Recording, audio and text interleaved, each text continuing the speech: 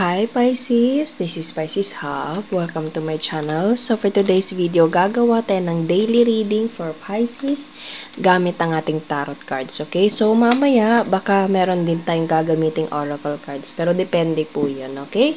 So alamin natin kung ano yung mga posibleng mangyari for Pisces sa araw na ito. Mga gabay mensahe ng ating tarot card for Pisces para sa araw na ito. Okay?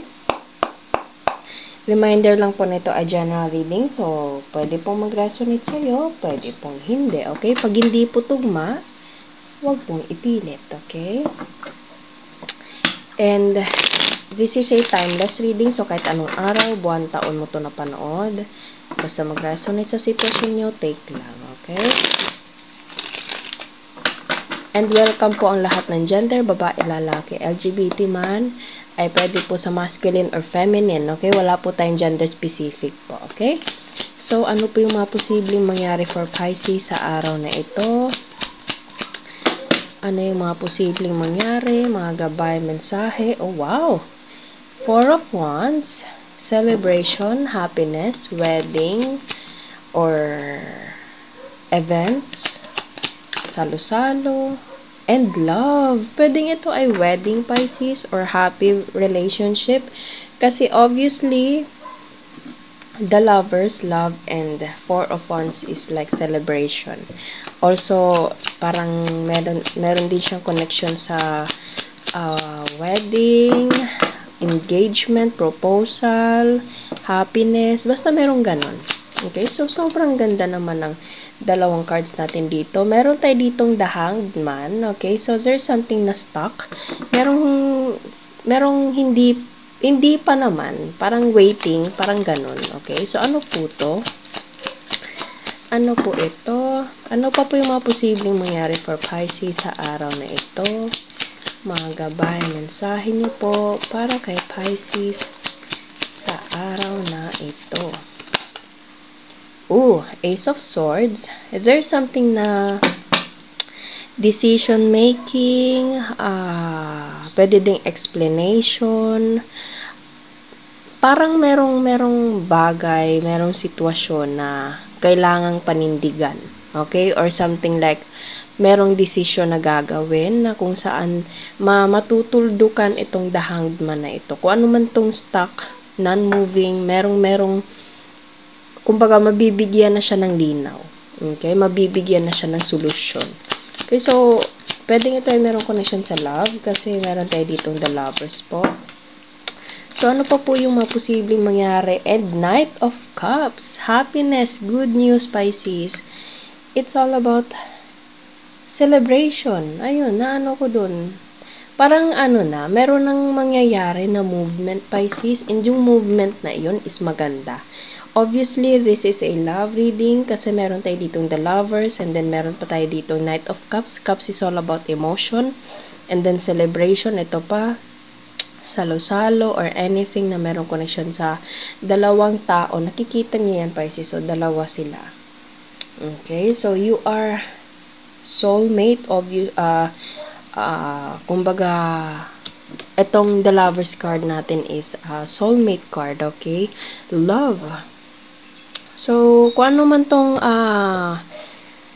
dinidil mong relasyon, Pisces, okay? Pwedeng hindi kayo nag-uusap ng taong to or something like merong stagnant, merong non-moving, merong hindi nangyayari or parang merong wala pang ganap.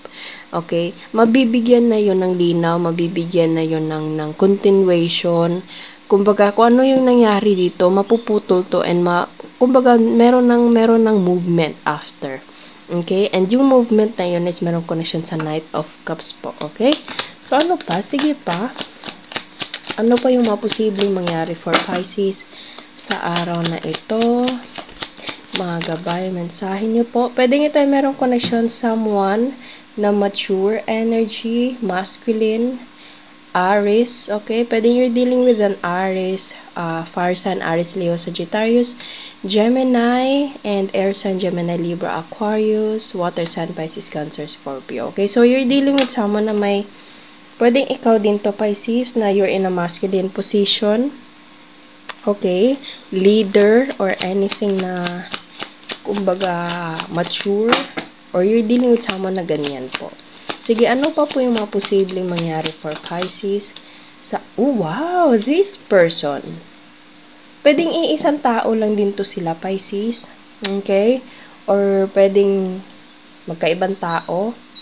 Pero feel ko, this person is like, seryoso siya, or ikaw, Pisces, seryoso ka na tao. Alam mo yun, mostly parang nai-intimidate yung mga tao sa'yo sa paligid mo. Kasi, pwedeng hindi ka ganun kapala kaibigan, okay? You're not that friendly. Hindi ka ganun kadaling malapitan. Kasi siguro meron kang aura na medyo nai-intimidate yung mga taong yun. Pero there's something na malambot, of course. Hindi mo pwede i-judge yung isang tao based on his or her, features, especially sa mukha. Okay, na mukha siyang mataray pero hindi. Parang ganun po yung ibig ko sabihin dito, okay? So, you're dealing with someone or ikaw to Pisces na parang seryoso na tao pero deep inside there's some soft spot for you, or you're dealing with someone na meron siyang kahit anong gawin mo, wala eh. Parang lalambot at lalambot ka sa taong to. Or this person, kahit magseryoso siya, kahit alam mo yun, meron siyang intimidating aura. Pero pagdating sa'yo, Pisces, there's a soft spot for you. Okay? So, ikaw yung nakakapag-ano ng taong to. Okay, so ano pa po yung message niyo po for Pisces sa araw na ito? Obviously, this is a love, Pisces. Ace of Cups, Ace of Love. Okay? Full of love tayo dito. And, wow! King of Pentacles. Pwede you're dealing with 3 tao, Pisces. Pwede you're dealing with 3 people. Or pwedeng 2 lang din to. Or pwedeng same gender to siya. Kasi mostly meron tayo ditong masculine energy. So, pareho kayong masculine, okay? Or, pwedeng pareho din kayong feminine. Or ano po, wala po tayong gender specific as I said, okay? So, there is someone na mag-aabot ng pagmamahal. Kung ano man yung walang movement, meron nang magagawa, merong mangyayaring movement, merong mag-first move. Pwedeng ganon, okay? And maisa sa katuparan nitong, love celebration, mostly love to Pisces, okay? Kasi meron tayo ditong Ace of Cups, and then meron pa tayo ditong Knight of Cups, okay?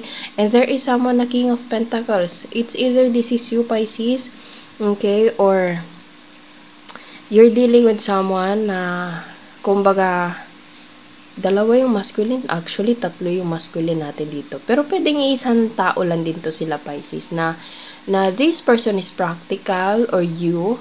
Okay? Kumbaga, magkaiba kayo ng taong to, magkaiba kayo ng ugali, magkaiba kayo. Pero, ayun nga, parang kahit magseryoso, kahit nakaka-intimidate yung taong to sa ibang tao, pero pagdating sa'yo, alam mo yun, meron siyang soft spot for you, Pisces. Okay? Kahit magtampo ka, kahit mainis siya sa'yo, wala eh, parang lalambot siya sa'yo, Pisces. Or ikaw, pwedeng ganito sa taong to. Okay? So, you're dealing with someone na napaka-opposite ng personality. Pero, konektado at mahal niyo, obviously, yung isa't isa. Kasi full of cups tayo dito. Okay? So, ano pa ba? Siguro gamitin natin itong the Keeper, the Fortune Telling card natin, Pisces. Kuha siguro tayo ng mga 3 or 4. Ano po yung message niyo po for Pisces sa araw na ito? Mga posibleng mangyari for Pisces sa araw na napanood niya ito. Ano po yung mga posibleng mangyari for Pisces? Okay, so ba't walang mag-flip?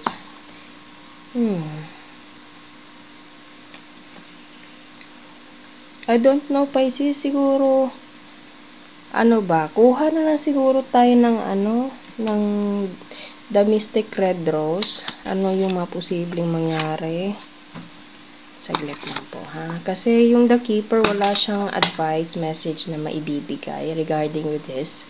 Okay, so gamitin natin ito. Ano po yung mga posibleng mangyari for Pisces? To this person na dinidil niya, ano yung mga posible pang mangyari? Mga gabay mensahe para kay Pisces sa araw na ito. Oh, soulmate. Ayan, Pisces, soulmates. Soul connection, partnership, soul contract, life partner, Pisces. Obviously, this is a love reading. Lovers, the lover, soulmate, as I said kanina. Okay, so kuha tayo ng mga initials, random words, kung sino or ano po yung mga konektado for Pisces sa araw na ito.